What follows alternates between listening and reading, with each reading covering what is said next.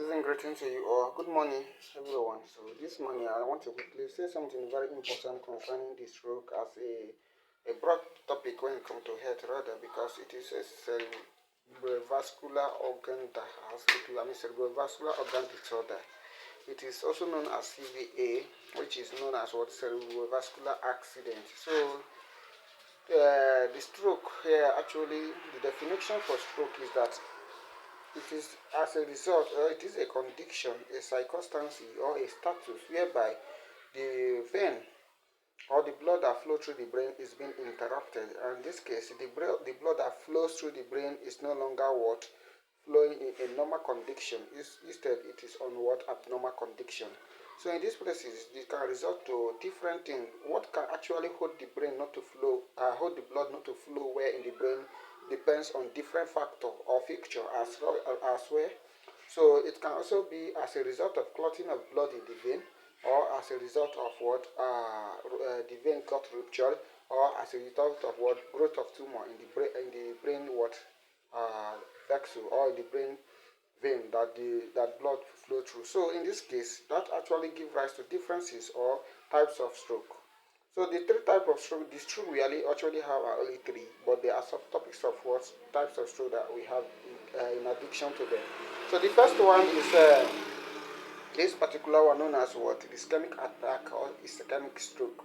Now the second one is the hemorrhagic attack or hemorrhagic stroke. We also have the minor or partial stroke, which as a result known as or eruditely known as what transient ischemic attack.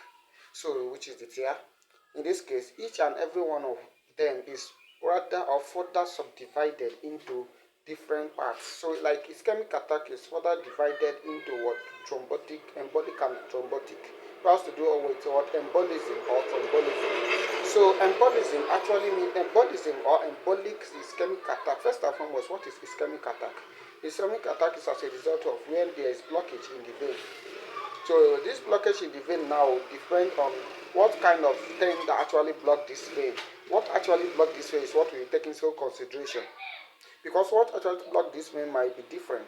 It can be because of tumor and it can be because of blood clot there. That's why the vein is blocked. But if the vein is blocked entirely, we're actually talking or referring to ischemic attack. So in this case, if the vein is blocked by blood only, blood clotting only, we say this is thrombotic.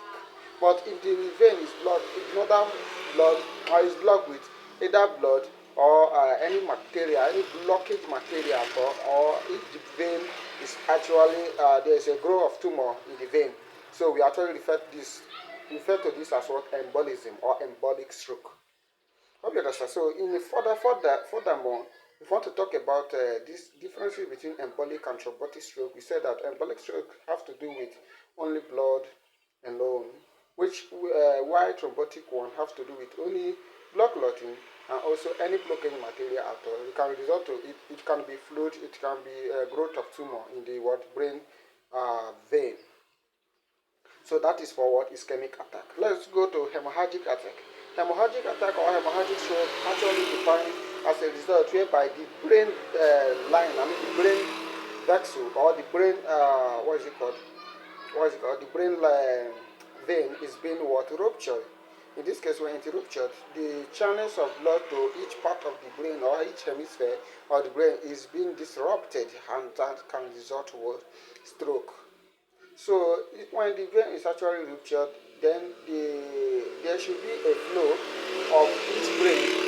There should be a flow of each blood in the brain from different direction to the direction that is not even needed or supported. So let's assume in this particular stuff we actually proceed on talking about now.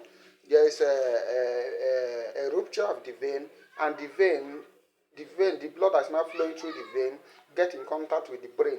So the brain will now push out or gush out what is it called, blood. So the extent that it's called the protective matter or the protective cover of the brain, which is known as what cranium, the cranium.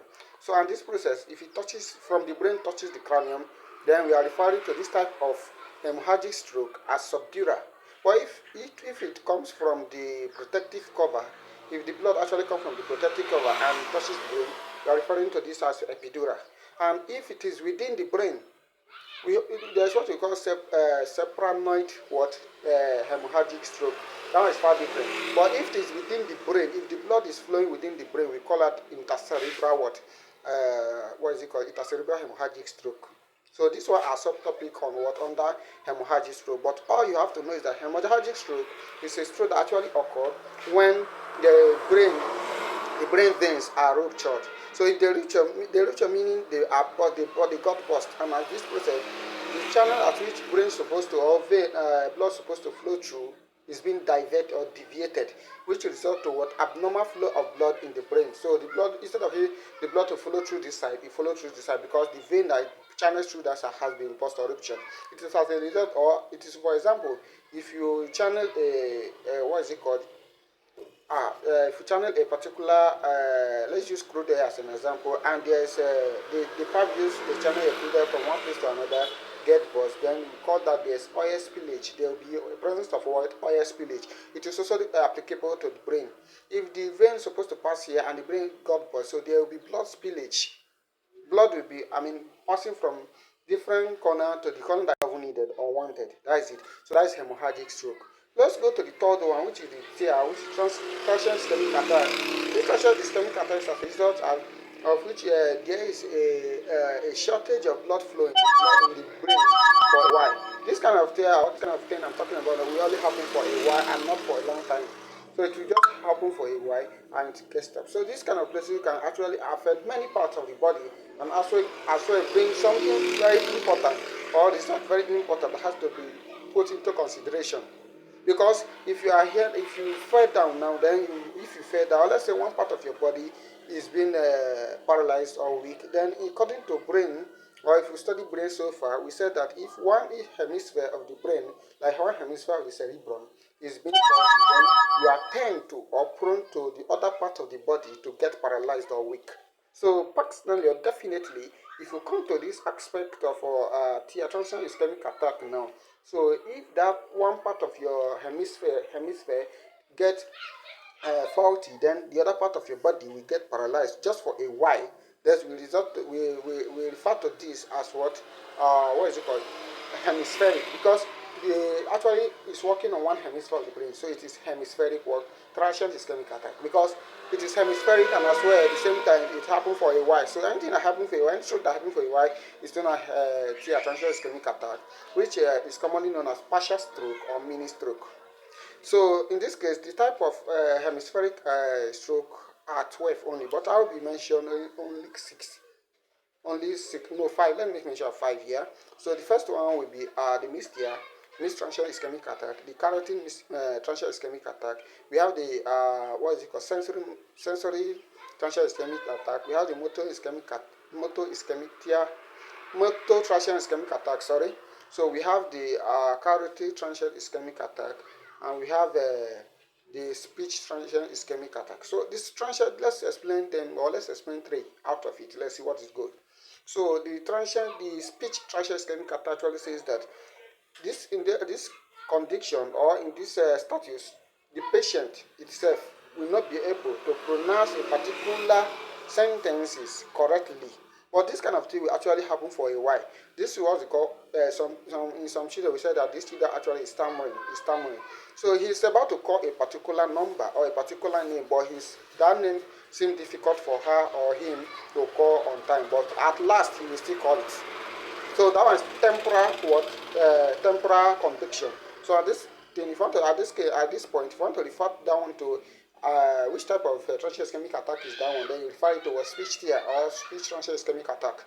So also applicable in terms of if you come back to this aspect whereby you are moving and all of a sudden you feel there is a faulty or malfunctioning disorder activities that go down within your leg or your arms, then definitely that one is motor what tear. So it also as applicable to sensory tear, whereby you'll be able to you will not be able to attend to all your sensory or sensational activities, such as someone will slap you not hear or feel it. So that one is also known as what sensory tear. So in my next video, I'll be throwing more light on you have to know about all this. So thank you very much for following me. Make sure you follow my page and like, comment, and share. Thank you very much.